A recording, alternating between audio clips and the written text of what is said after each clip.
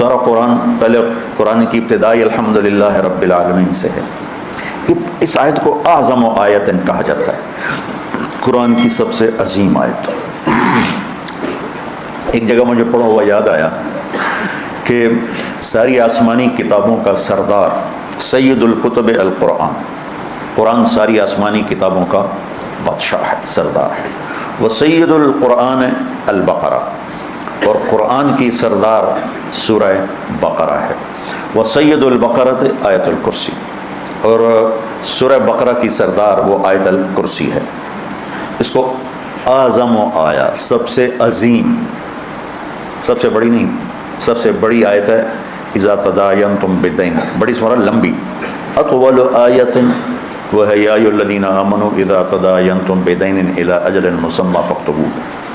یہ ہے اعظم آیت، سب سے عظیم آیت. تھوڑا سا اس پہ ہم بات کریں گے، لیکن کچھ باتیں اور اسی کے ساتھ یاد آ گئی.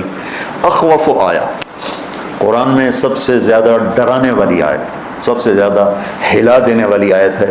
فمن یعمل مثقال ذرۃ خیرا یرہ ومن یعمل مثقال ذرۃ شرا یرہ. یہ قرآن کی سب سے دھمکی دینے والی آیت ہے، ڈرانے والی آیت ہے کہ ایک رائی کے برابر اچھائی کرو گے تو تول کے دکھا دوں گا، اور برائی کرو گے تو تول کے دکھا دوں گا، اور اس پر جزا ہے، اس پر سزا ہے. وَإِنْ كَانَ مِثْقَالَ حَبَّةٍ مِّنْ خَرْدَلٍ أَتَيْنَا بِهَا وَكَفَىٰ بِنَا حَاسِبِينَ. کہ ایک رائی کے برابر بھی کوئی چیز ہے جو نظر بھی نہیں آتی ہے، میں اس کو بھی تول کر تمہارے سامنے کر دوں گا. اور قرآن کی سب سے شدید آیت، اشد آیت علی اہل النار، قرآن کی سب سے شدید آیت اہل جہنم کے لیے. فذوقوا فلن نزیدکم الا عذابا. اور قرآن کی سب سے امید دلانے والی آیت، یا عبادی الذین اسرفوا علی انفسہم لا تقنطوا من رحمت اللہ ان اللہ یغفر الذنوب جميعا انہ هو الغفور الرحیم. کہ اے میرے بندو جنہوں نے اپنے اوپر ظلم کیا ہے، ڈرو نہیں، مایوس نہ ہو، توبہ کرو، میں ساری معاف کر دوں، سب معاف کر دوں. اور قرآن کی سب سے زیادہ عدل والی آیت، عدل کو ان اللہ یامر بالعدل والاحسان وایتاء ذی القربى وینہی عن الفحشاء والمنکر والبغی یعظکم لعلکم تذکرون. اچھا، یہ تو مضمون میں نے آپ کو پڑھا ہوا بتایا ہے، تو اس میں جہنم والوں کے لیے بھی آیت آ گئی، کفار کے لیے بھی آ گئی، اللہ کی عظمت حیبت بھی آ گئی. تو میں چونکہ جنت میرا مضمون ہے، میں سب سے پہلے جنت کو ممبر پہ اللہ نے میرے ذریعے سے بیان کروایا. تو میں نے دیکھا اس میں جو جنت والوں کے لیے سب سے بہترین آیت کون ہے. جیسے جہنم والوں کے لیے سب سے خوفناک آیت ہے فذوقوا فلن نزیدکم الا عذابا. تو جنت والوں کے لیے سب سے بہترین آیت کیا ہو سکتی ہے؟ تو یہ میرا تتبع یا میری تلاش کے بعد ہے، ضروری نہیں یہ صحیح ہو، اس سے بھی کوئی عالی شان آیت ہو سکتی ہے جنت والوں کے لیے. لیکن جو میں نے ڈھونڈ اس نظر سے جب میں نے قرآن کو دیکھنا شروع کیا تو مجھے سورہ قاف کی آیت لگی کہ یہ سب سے زیادہ جنت والوں کے لیے خوشخبری ہے. لہم ما یشاؤون فیہا ولدینا مزید. مجھے لگا کہ فلن نزیدکم ولدینا مزید، میں نے اس کو جوڑا. تو میں نے اپنے طرف سے یہ ایک استنباط کیا کہ یہ آیت میرے خیال میں اللہ تعالیٰ نے جنت والوں کی خوشخبری کے لیے سب سے اعلیٰ درجے کی بنائی ہے. لہم ما یشاؤون فیہا. تو ما یشاؤون کی حد کوئی نہیں ہے. ایک روایت یاد آ گئی کہ جنت میں ایک بادل اٹھے گا، بادل، تو وہ ان پر آتی مشک و عنبر کی بارش کرے گا. تو اس کے بعد اس بادل میں سے آواز آئے گی کہ جنت والو کیا چاہتے ہو، تم پر اس کی بارش کروں. کیا چاہتے ہو، تم پر اس کی بارش کروں. لہم ما یشاؤون فیہا. یہ بڑے زمانے کے بعد مجھے بات یاد آئی، اس میں ہے حادی الارواح الی بلاد الافراح میں یہ بات موجود ہے، جو میں نے آج سے کوئی 36 سال پہلے پڑھی تھی میں نے یہ. تو احمد بن ابی الحواری یہ تابعین میں سے ہیں یا تبع تابعین میں سے ہیں. وہ کہنے لگے اگر اللہ نے مجھے وہ موقع دے دیا نا اور بادل نے کہا کہ بولو کیا بارش کروں، تو میں کہوں گا میرے اوپر تو حوروں کی بارش کر دیں. امطری علی جواری مزینات، مزینات، میرے اوپر فل میک اپ والی حوروں کی بارش کرتے ہیں. لہم ما یشاؤون فیہا، جو چاہیں گے وہ ملے گا. پھر اللہ کہتا ہے ولدینا مزید، پھر وہ ملے گا جس کا تمہیں خواب و خیال بھی نہیں ہے، مزید، انتہائی کوئی. تو یہ ہے اعظم آیا، اس میں اللہ کا تعارف ہے. اور اللہ کا نام نامی اس میں کتنا گھوم ہے ہم گنیں گے. اللہ، اچھا ایک بات اور یاد، اللہ کا نام قرآن میں کیا ہے؟ بولو سارے بولو، دوبارہ بولو، پھر بولو. کہیں خدا بھی آیا ہے؟ کہیں خدا آیا؟ یہ کیا تم نے لگایا ہوا ہے؟ پٹھان خدا کو خدا بنا جاتا، خدا پاکا، خدا پاکا، وہ اور آگے لے جاتے ہیں. وہ جو ہمارے گجراتی میں نے یہ خدا کو خدا بناتے ہیں، خدا کی قسم خدا.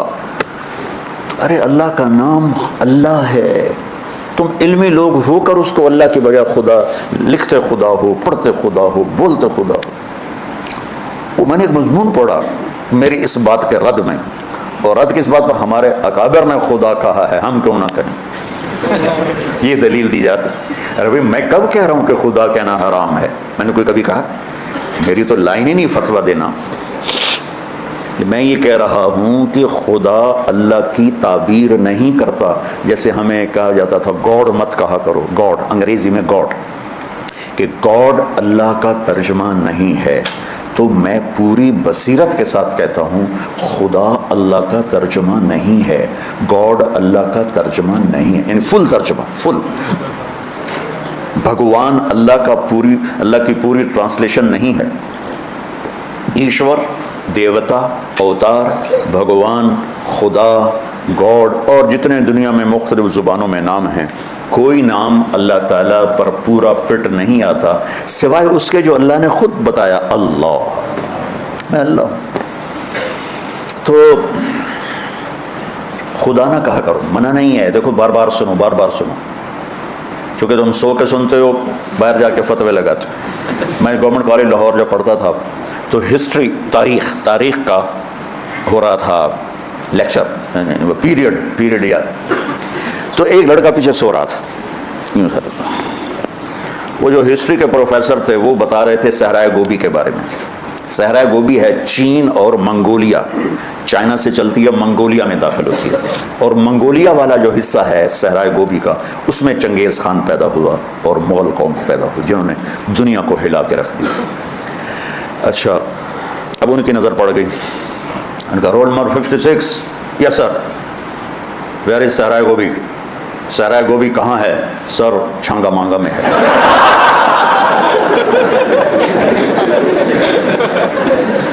اس نے کہا دفع ہو جاؤ، ایک ہفتے کے لیے مجھے شکل نہ دکھانا. تو یا تم غافل بیٹھے ہوتے ہو یا سوئے ہوتے ہو اور میری بات کا بتنگڑ بنا دیتے ہو. خدا کہنا منع نہیں، بھگوان کہنا منع نہیں ہے، گاڈ کہنا منع نہیں ہے، ایشور کہنا، ہر ایک کی اپنی زبان ہے. لیکن اللہ کے سوا کوئی لفظ نہیں جو اس ذات کی پوری ترجمانی کر سکے. لہٰذا کم از کم تم بچے جو میرے پاس پڑھ رہے ہو یا جو سن رہے ہو یہاں بیٹھ کر یا اس کیمرے کے ذریعے سے، اللہ کو بولنا سیکھو. اللہ، لفظ اللہ میں خصوصیت ہے. جتنے حرف ہیں نا نقطے والے، با، تا، ثا، جیم، خا، زال، زا، شین، ضاد، ظا، غین، فے، قاف، نون، یہ جتنے نقطے والے حرف ہیں یہ کمزور ہیں اور بغیر نقطے والے طاقتور ہیں. اس کی ایک وجہ جو سب کو آسانی سے سمجھ میں آ جائے کہ نقطے والا جو حرف ہے وہ اپنا مطلب بیان کرنے کے لیے باہر سے ایک نقطے کا محتاج ہے، دو کا محتاج ہے، تین کا محتاج. اور جو بغیر نقطے والا حرف ہے وہ اپنا مطلب بتانے کے لیے کسی نقطے کا محتاج نہیں ہے. ٹھیک ہے، شین کو 3 نقطے چاہیے تب اپنا مطلب بتائے گی، اور سین کو کچھ نہیں چاہیے، وہ اپنا مطلب خود بتا دے گی. سمجھ میں آئے؟ لفظ اللہ میں کوئی نقطے والا حرف ہے؟ کوئی. اللہ نے ان حرفوں سے اپنا نام چنا جس میں نقطہ نہیں. لفظ محمد کوئی نقطے والا حرف ہے؟ احمد کوئی نقطے والا حرف ہے؟ اللہ کتنے حرف ہیں؟ 4. محمد کتنے حرف ہیں؟ 4. احمد کتنے حرف ہیں؟ 4. 4 کو 3 دفعہ جمع کرو تو بن گئے 12. تو جب اللہ نے کلمہ جوڑ کے دیا تو لا الہ الا اللہ بھی 12 حرف ہیں اور محمد رسول اللہ بھی 12 حرف ہیں. اللہ کے لفظ کی ایک اور خصوصیت، کسی حرف میں، لفظ میں سے حرف نکال دو تو اس کا مطلب دائیں بائیں ہو جاتا ہے. مثلا خدا ہی لے لو، خدا کی خا ہٹا دو تو پیچھے بچے گا دا. یہ پٹھان یہ بولتا ہے دادے دادے دادے, پتہ نہیں کیا کہتے ہیں یہ, اچھا دادے یہ ہے, تم پٹھان ہو, اچھا اچھا اچھا. اب اس کی دال ہٹا دو تو بن جائے گا خا, تو بھی خا خا خا خا خا خا, وہ بھی یہی کہتے ہیں ہاں ہاں ہاں ہاں. اتنا تو مجھے بھی پشتو آتی ہے بھائی. اس کا آخری الف ہٹا دو تو وہ خد بن گیا یا خود بن گیا یا خد بن گیا یا کیا بن گیا. لفظ خدا سے میں نے آپ کو مثال دے دی کہ حرف نکالا مطلب بدل گیا. یہ لفظ اللہ ہے, الف لام لام ہا, یہ الف ہٹا دو پیچھے بچا للہ, تو للہ ما فی السماوات و ما فی الارض. ایک حرف نکلنے کے باوجود بھی ترجمہ اللہ کی طرف جا رہا ہے. یہ لام ہٹا دو پیچھے بچ گیا لہو, تو قرآن کہتا ہے لہو ما فی السماوات و ما فی الارض. یہ آخری لام ہٹا دو تو پیچھے بچ گیا الہ, تو قرآن کہتا ہے وہو الذی فی السماء الہ و فی الارض الہ. سارا کچھ ہٹا کے ہا کی پیش باقی رکھو اور سب ہٹا دو تو اللہ کہتا ہے اللہ لا الہ الا ہو کہو اللہ, لہو کہو اللہ, الہ کہو اللہ, للہ کہو اللہ, اور اللہ پھر اللہ ہے. تو اس کی عادت ڈالو کہ تم, چونکہ لفظ اللہ جب آپ بولتے ہیں تو تمام اللہ کے صفاتی نام اس کے اندر موجود ہیں. اور خدا کسے کہتے ہیں؟ خود آ, جسے کسی نے نہ بنایا ہو اسے کہتے ہیں خدا. کسی فارسی دان نے یہ لفظ بنایا ہے. تو ہمارے بر صغیر میں فارسی قومی زبان تھی مغلیہ دور میں, تو لہٰذا یہی پھیل گیا. تو میں اس کو کوئی ناجائز نہیں کہہ رہا, کوئی حرام نہیں کہہ رہا ہوں, لیکن میں یہ کہہ رہا ہوں جب اللہ اپنا تعارف کرا رہا ہے اللہ, تو تم مولوی تو اللہ کہا کرو.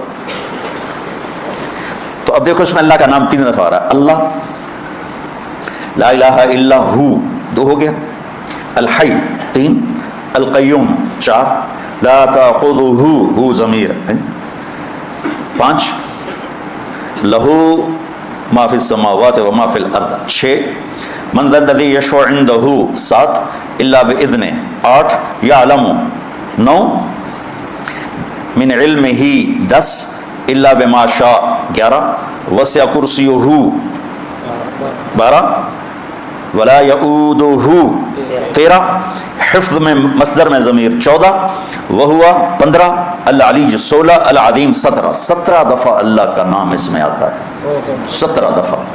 اس لیے اس کو کہتے ہیں عظیم ترین آیت, قرآن کی عظیم آیت. اور کیا ہے اللہ کا تعارف؟ اللہ کون ہے؟ لا الہ الا ہو. جو لا کہا وہ لا ہوا, وہ لا بھی اس میں لا ہوا, جز لا ہوا, کل لا ہوا, پھر کیا ہوا؟ اللہ ہوا. تو اللہ کیسا ہے؟ لا الہ الا ہو, اس جیسا کوئی ہے ہی نہیں. ولم یکن لہ کفوا احد. تو دل میں تو آتا ہے, سمجھ میں نہیں آتا, بس جان گیا میں تیری پہچان یہی ہے. لا تدرکہ الابصار وهو یدرک الابصار وهو اللطیف الخبیر. لا تراہ العیون ولا تخالطہ الظنون ولا یصفہ الواصفون ولا تغیر الحوادث ولا یخشى الدوائر. یعلم عدد قطر الامطار وعدد ورق الاشجار وعدد ما اظلم علیہ اللیل واشرق علیہ النہار ويعلم مکائیل البحار ومثاقیل الجبال. لا تواری منہ سماء سماء ولا ارض ارضا ولا بحر ما فی قعرہ ولا جبل ما فی وعرہ. کیا سبحان, یہ اللہ ہے, یہ اللہ ہے.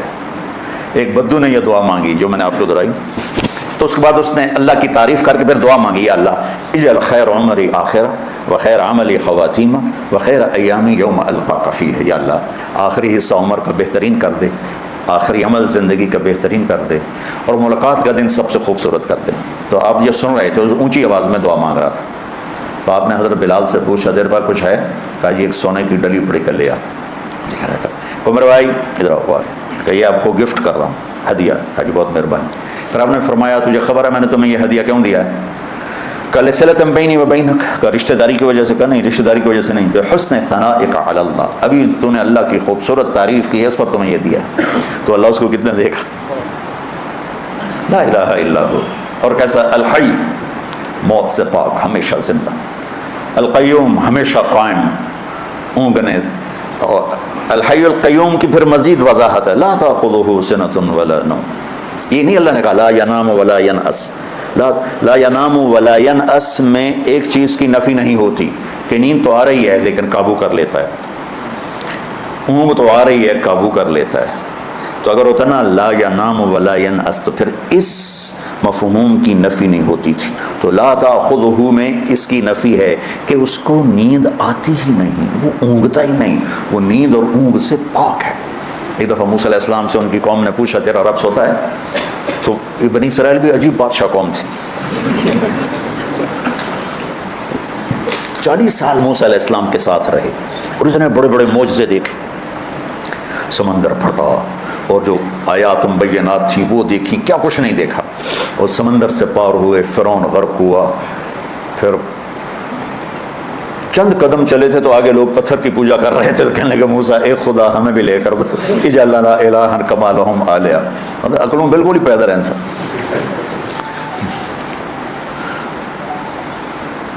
تو میرا رب کیا ہے؟ سونے سے پاک ہے، اونگنے سے پاک ہے. لہذا جو ہمیشہ سے زندہ ہے اسی کا حق ہے کہ اس کو پکارا جائے. جو ہمیشہ سے قائم ہے اسی کا حق ہے کہ اسی سے مدد مانگی جائے. جس کو اس رب نے بنایا اور پیدا کیا اور ماں کے پیٹ سے نکالا، قبر کے پیٹ میں اتار دیا اور اپنے پاس بلا لیا. وہ کتنی ہی عظیم ہستیاں گزری ہیں دنیا میں، لائن لگی ہوئی ہے. پکارے جانے کے قابل صرف اللہ ہے. وَإِذَا سَأَلْتَ فَاسْأَلِ اللَّهَ وَإِذَا اسْتَعَنْتَ فَاسْتَعِنْ بِاللَّهِ. سونے سے پاک ہے، اونگ سے پاک ہے. ہیبت کیسی ہے؟ مَنْ ذَا الَّذِي يَشْفَعُ عِنْدَهُ إِلَّا بِإِذْنِهِ. کوئی کسی میں ہمت ہے کہ اس کے سامنے دم مار سکے اس کی اجازت کے بغیر؟ علم کیسا ہے؟ مَا بَيْنَ أَيْدِيهِمْ وَمَا خَلْفَهُمْ. آگے اور پیچھے، ماضی اور حال، مستقبل. زمین تو ویسے ہی چھوٹی سی ہے. اس کائنات کا لوگ جو تلاش کر رہے ہیں وہ پاگل ہو جاتے ہیں کہ یہ اتنی بڑی کائنات کس نے بنائی تھی، کیسے بنائی تھی، وہ کیا نظام ہے. یہ ایک بہت بڑا طبقہ ہے جو کہتا ہے کہ خود بخود ہو گیا، یہ خود بخود ہو گیا، دھماکہ ہوا خود بخود ہو گیا. ایک مثال دیتا ہوں.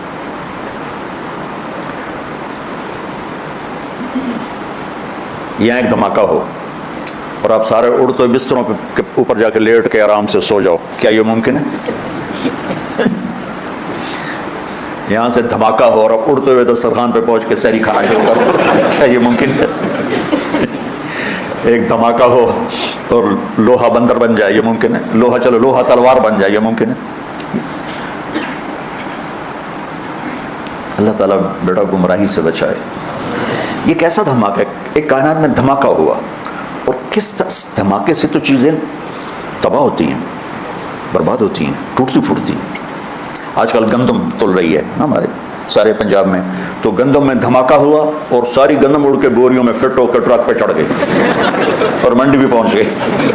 تو اگر میں یہ کہوں سارے کہیں کہ بڑے بے وقوف ہو، اور میں کہوں کہ تم کہتے ہو دھماکے سے ہر چیز اپنے آپ سیٹ ہو گئی، تو تم تو مجھ سے بڑے بے وقوف ہو. ایک آسٹریلیا کا سائنسدان تھا، مجھے نام بھول گیا. جب دھماکہ ہوا، اولم ير الذين كفروا ان السماوات والارض كانتا رتقا ففتقناهما. اس سے استدلال کیا کہ قرآن سائنس ثابت کرنے نہیں آیا، قرآن سائنس کو ثابت کرنے نہیں آیا، یہ زندگی کا طریقہ بتانے آیا ہے. آج سائنس کی تحقیق یہ ہے، اور کل غلط ہو کے کوئی اور آ جائے. قرآن کا موضوع سائنس نہیں ہے. وہ شیخ ندوی رحمۃ اللہ علیہ کے ایک دوست تھے، بڑے عرب عالم، تنتاوی رحمۃ اللہ علیہ کی تفسیر پڑھنے بیٹھا. وہ ہر جگہ سائنس کو ٹھوکتے جا رہے ہیں، یہاں یہ سائنس کا فارمولہ زندہ ہو رہا ہے، یہاں یہ زندہ ہو رہا ہے. اللہ ان کی بخشش فرمائے، اتنے بڑے ادیب علامہ تھے، لیکن یہ کیا کر رہے ہیں کہ سائنس کو ثابت کر رہے ہیں. قرآن سائنس ثابت، قرآن اللہ کا علم ہے، سائنس انسانی علم ہے. آج کچھ اور ہے، کل کچھ اور ہے. تو لہٰذا میں یہ نہیں کہہ رہا ہوں کہ یہ آیت اس دھماکے کو بتا رہی ہے. اللہ کو پتہ ہے کہ کیا دھماکہ ہے. تو قرآن سے سائنس نہیں ثابت کی جاتی، قرآن سے انسانیت کا سبق ملتا ہے کہ انسان کیسا ہونا چاہیے. تو اس کا میں نے ریسرچ پڑھی تھی کہ جس وقت دھماکہ ہوا تو دو چیزیں پیدا ہوں. ایک رفتار، جیسے میں اس کو یوں پھینکوں تو یہ ایک رفتار سے جائے گا، رفتار. اور ایک ان کی آپس میں کشش، گریوٹیز، جیسے زمین میں کشش ہے، ثقل ہے نا، جس نے ہمیں پکڑا ہوا ہے، اور اوپر 280 من ہوا کا دباؤ ہے. نیچے زمین نے پکڑا ہوا ہے، اوپر 280 من ہوا کا دباؤ ہے، یہ 24,000 کلومیٹر ہے۔ اگر یہ 48,000 کلومیٹر ہوتی تو اس کا جو تھا کشش وہ دگنی ہو جاتی۔ تو ہم زمین پر ایسے چلتے جیسے گارے میں پھنس کے نہیں گاڑیاں چلتی، یہاں ہم چلتے ہیں کہ پیر اٹھانا پھر رکھنا، پھر اٹھانا پھر رکھنا۔ اور اگر یہ اس سے 4 گنا بڑی ہوتی تو آج کا 6 فٹ کا نوجوان چوہے کے برابر ہوتا، سارے چوہے ٹورے پھر دیں۔ اللہ نے کس حساب سے اس کو بنایا، اوپر 280 من ہوا، نیچے زمین کی پکڑ، ہم یوں 2 پکڑوں کے اندر کھڑے ہوئے ہیں اور ہم سب زمین پر الٹے لٹکے ہوئے الٹے۔ میں ایک دفعہ چھپکلی کو دیکھ رہا تھا، میں نے کہا یا اللہ پٹھی ٹوری جاندی ہے چھت پہ، تو تھوڑی دیر بعد مجھے خیال ہے تو بھی تو پٹھا ہی پڑا ہوا ہے، یہ زمین ہے، یہ میرے پاؤں ہیں، یہ میرا سر ہے، میں یوں ہوں، شہنشاہ اعظم۔ تو وہ لکھتا ہے کہ رفتار اور کشش میں 1 سیکنڈ کے 10 کروڑویں حصے کے برابر اگر کمی بیشی 1 سیکنڈ تک، یہ 1 سیکنڈ ہو گیا، وہ مثال دے رہا تھا، 1 سیکنڈ کو 10 کروڑ حصوں میں تقسیم ہی نہیں کیا جا سکتا، وہ مثال دے رہا تھا، 1 سیکنڈ کے 10 کروڑویں حصے میں اگر رفتار بڑھ جاتی تو کائنات گم ہو جاتی، اگر کشش بڑھ جاتی تو کائنات سکڑ کے پھر زیرو ہو جاتی۔ تو اس کو یہ خود ہی بن گئی، کیسے ہو سکتا ہے؟ ما بین ایدیہم وما خلفہم، کل کائنات اس کی۔ علامہ اقبال رحمۃ اللہ علیہ جیسا شاعر نہ عربوں میں دیکھا ہے نہ عجموں میں دیکھا ہے۔ وہ کہتے ہیں ہیچ چیزے خود بخود چیزے نشد، ہیچ آہن خنجرے تیغے نشد، ہیچ حلوائی نشد استاذ کار تا غلام شکر ریزے نشد، مولوی ہرگز نشد مولا روم تا غلام شمس تبریزے نشد۔ وہ کہتے ہیں کوئی چیز خود بخود بھلا بن جاتی ہے، لوہا پڑے پڑے چھری بن جائے گا، ماں کے پیٹ سے کوئی حلوائی پیدا ہوتا ہے، وہ سیکھتا ہے، مولوی روم سے مولانا روم شمس تبریز کے ذریعے سے بنا، ایسے تھوڑا ہی بنا۔ مولانا روم تو فلسفی تھے، منطقی تھے۔ کمال بات ہے آج ہمارے دینی مدرسوں میں منطق پڑھائی جا رہی، سارے جہان کا جھوٹ اکٹھا کر کے، شکر ہے میں تمہیں نہیں پڑھاتا ہوں، کلو آبا کلو باچا کلو آچا، لا الہ۔ اور پھر بعض اتنے متعصب دیکھے کہ اس کے بغیر تو قرآن بھی سمجھ میں نہیں آتا، لا الہ الا اللہ۔ وہ فلسفی تھے، منطقی تھے، عجم پہ فلسفہ غالب تھا، عرب پہ قرآن غالب تھا، پھر عرب مغلوب ہوئے، عجم غالب ہوئے، تو پھر فلسفہ ہی سب کچھ بن گیا۔ فلسفہ رہ گیا تلقین غزالی نہ رہی، رہ گئی رسم اذاں روح بلالی نہ رہی، فلسفہ رہ گیا تلقین غزالی نہ رہی۔